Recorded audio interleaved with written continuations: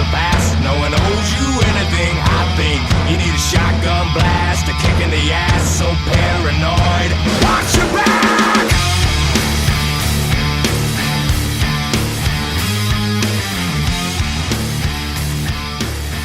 All right, welcome to the Armchair Ultras podcast, episode 3.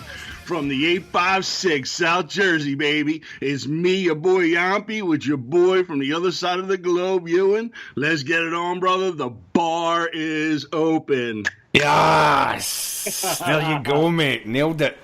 Nailed it. Fucking classic, mate. Way better than mine. So how you been, mate? What's been happening? Not bad. I'm using my wife's t-shirt to clean up all the beer I just fucking spilled. Fucking good move, man. I can't use my gear, man. That stuff's already fucked up enough already. It's Victoria's Secret, I think. Well, that's all right, because I still got to pay that fucking bill, too, so. Yeah. We love you, baby. And I'll just run it up a little bit more. Come on, don't be fucking killing me right now. I'm on here. What are you doing? Podcast invasion, man. Podcast invasion. Just breaking my balls, just jumping your in. missus wants to get in. It's like pod bombing here. Yeah, it is, man. That's all right. It's happened to me lots of times. The last week we had to edit out lots of the podcasts. I don't know if we'll do it this week. I'm in a non-editing mood this week. I really can't be bothered doing any editing. Last week we had to do a lot of editing because our dear beloved friend Johnny went sideways on us and... It was they made for great radio, man. That's total fucking pirate radio podding right there. That's why you're hanging with the old school icons, baby. The originators of violence on here doing a little bit of fucking craziness, man. We got the good fucking patter, dude. You want to listen to some other dumb shit? Go ahead, that's fine. But you know where to come for good Celtic talk and a little bit of craziness every so often. That's something, man. So let's get it started, brother. What are we talking about today? A little bit of I think we should get right in on the Paddy Roberts stuff. Paddy. I think that's the big story. The white elephant in the Paddy, room. where are you? Why have you Paddy, not come back? home. I'm drowning my sorrows in a Big Lebowski white Russian here, man. I'm fucking just like... just pouring a little out for my homie Paddy that didn't come back tonight. You wearing the Big Lebowski dressing gown as well? If you're going to do it, go the whole fucking 9, dude. Don't. You can't be half a gangster, right? That's it, man. He is the OG stoner. Okay. Absolutely, man. So the story today, for those of you that are like fucking out of the loop, was that Chris Sutton went on Periscope today and had a big announcement and got all kinds of big clicks and everything, and people were fucking hanging on his words, and it was the Paddy Roberts signing was going to get done. Now, we know there's an 11 o'clock cutoff, Scotland time in the UK, and it did not get done. And then Chris Sutton kind of backtracked on it a little. He said, I said it would get done by the transfer deadline. I never said it would get done by 11 p.m. Even though the host that was on there with Chris Sutton said that this was a very good chance that it would be done by 11 o'clock. So what are your thoughts, brother? Paddy Roberts was never going to get signed before the Astana game. Why? You know why. Fucking say it. Say it, brother. Listen, they're not going to sign Paddy. I mean, if Paddy Roberts was going to be brought in for the Astana match, it was going to be done well before now. I mean, it could have get done at the last minute, but surely they've. I mean, the guy's been at the club. They've been talking to Man City for how long? I mean, surely. Come on. If he was going to be here before the game, they would have brought him in. So it's, I honestly, they're just waiting. The club are just waiting. They're going to wait till the last hour to do this. This is what Celtic do. This will happen if it's going to happen at the very last day of the transfer window, because that is how Celtic operate. The keepers all wait until the end, or they'll just pull something out of the blue. Who knows? I mean, it's all clickbait as far as I'm concerned. It's all clickbait. See, I know all the phrases the kids use these days. I'm up on it. Clickbait. That's what they call it. All the hip hop happening teams. I'm woke, mate. I'm woke. That's what they say these days. I'm woke, and that was clickbait, pure clickbait from Chris Sutton, man. How does he know? I mean, does Brendan phone him up and go, all right, he'll be here later on? Of course he doesn't. He said his words were. He had a very good source, a very credible source, And he had it on good authority that Paddy wants it and Celtic want it. But one good Twitter listener, follower, all of our good stuff, made a good point. He said, we already know all this stuff, dude. You didn't say anything we didn't already know. And for truth being told, yeah, we knew that Paddy wanted to go to Celtic. We knew Celtic wants him there. We knew that they're trying to work on something. So yeah, it's definitely fucking spot on to hold his feet to the fire on that a little bit. You know, I mean, he kind of. It was definitely clickbait, man. It definitely felt like clickbait because everybody went apeshit crazy this afternoon when he announced that. Oh yeah, it's going to be a done deal. Yahmpy, the whole Paddy Roberts saga is one giant troll or clickbait as far as I'm concerned until the guy's at the club and he's signed, and it's the same for every signing. We'll go back to the saga, the Viking tale of Alfred Finnbogason. We all know how that transpired. Now, Celtic, I mean, this is a totally different situation. But at the end of the day, you know, only those within the club know what's happening, and there's lots of people out there who claim to have a good contact and a good source. But I'm sure of one thing: I've got no doubts Paddy Roberts wants to come back. I've got no doubts that the club want him back, and I've got no doubts that Brendan Rodgers and his team are trying everything to get him back. If you put all those three things together, chances are, you know, he's going to come back. But there's every chance that something might go wrong. So as far as I'm concerned, he's not coming, and I'm not going to wait for it any longer. We've got to go forward with the squad we have. We've got a big game in front of us, and I'm tired of the Paddy Roberts speculation. I'm fucking hashtag over it. That's it.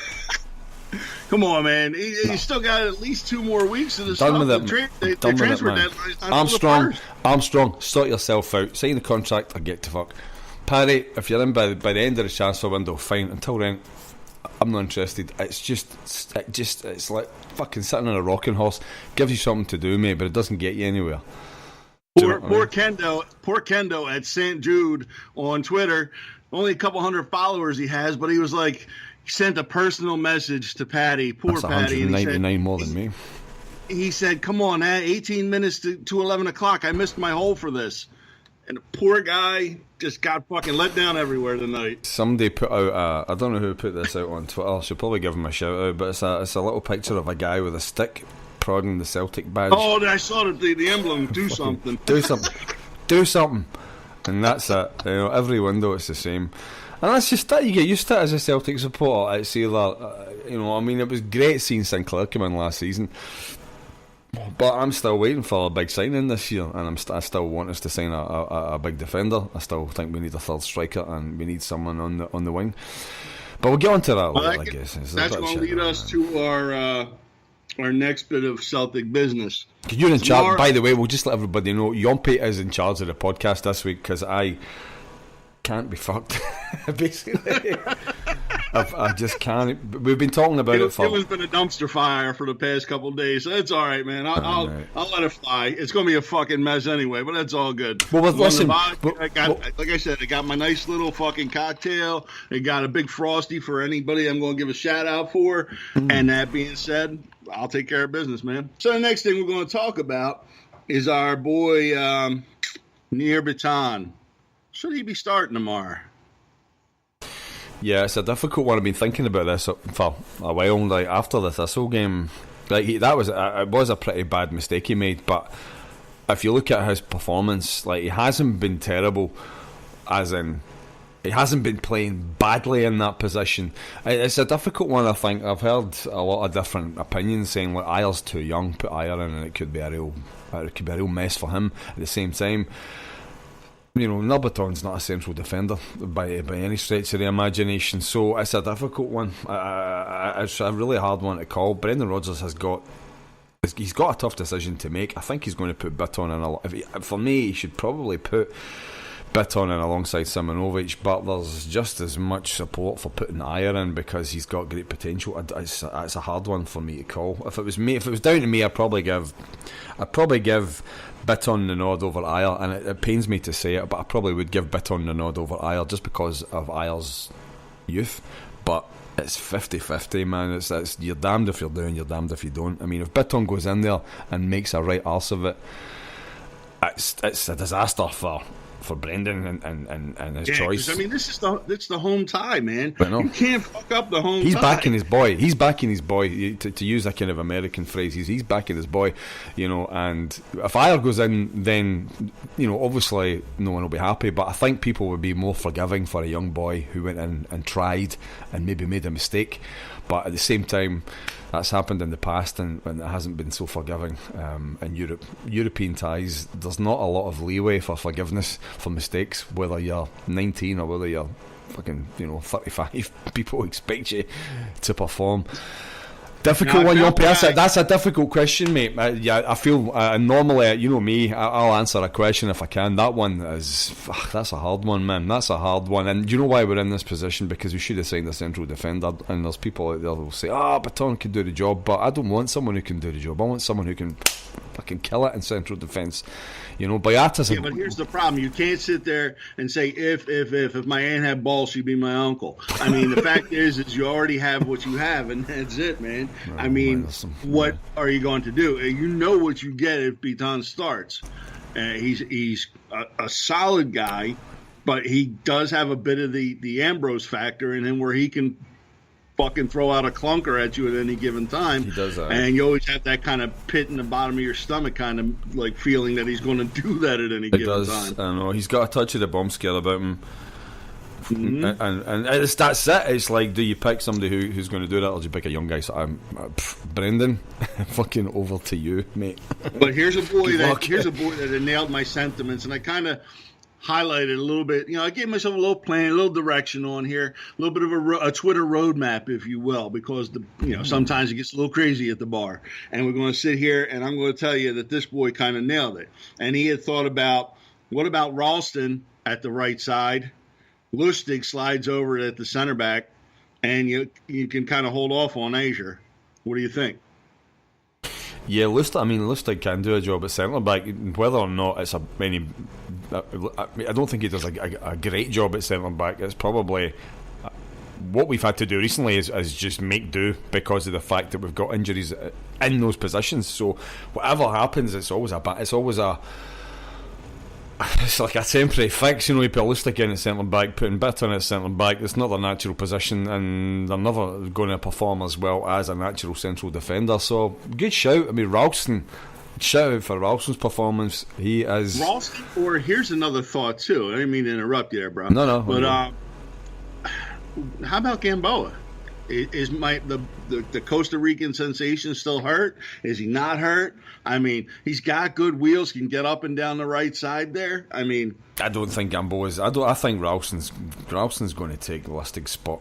He's getting the nod over Gamboa. I think Gamboa's there's injury recovery, and I think he's. There's I don't know. There's some injuries going on at the moment throughout the side, and I'll get onto the strikers in a minute. But I think Ralston's. I don't think we'll see Gamboa again. I think we'll see him in flits and bits, and he'll hang around the fringes of the team unless we see, unless Ralston gets injured or can't play. But I don't see Gamboa coming into the side personally. I'm not saying he's a bad player. I think he's actually had a couple of good games and he's been half decent. I'd like to see him like all the players I'd like to see, but I don't know. Ralston for me is going to be a much bigger presence at that position. Than I think he's going to be a good player. A shout out to one of my followers on Twitter, Scott Dare, Scott _DAIR, had asked Brian McNally from the Mirror a question about Johnny Hayes over James Forrest. For me, what do you think? Yep, I'd be happy to do that. I mean, I think Johnny Hayes has probably still got to show his best. He's trying to find his place in the team. It doesn't bother me. They're neither here nor there. Johnny Hayes and Forrest are. No one's really lighting up. Neither is Sinclair on the left. I'd start Hayes. I think he makes some good runs, and he can be quite an incisive attacker at times. So I'd give Hayes the nod and then bring Forrest on. I'd like to see Hayes finally break out and get a goal, man. I think that's going to do a world of good for his confidence. But again, it's like, would I take him over Forrest? Absolutely.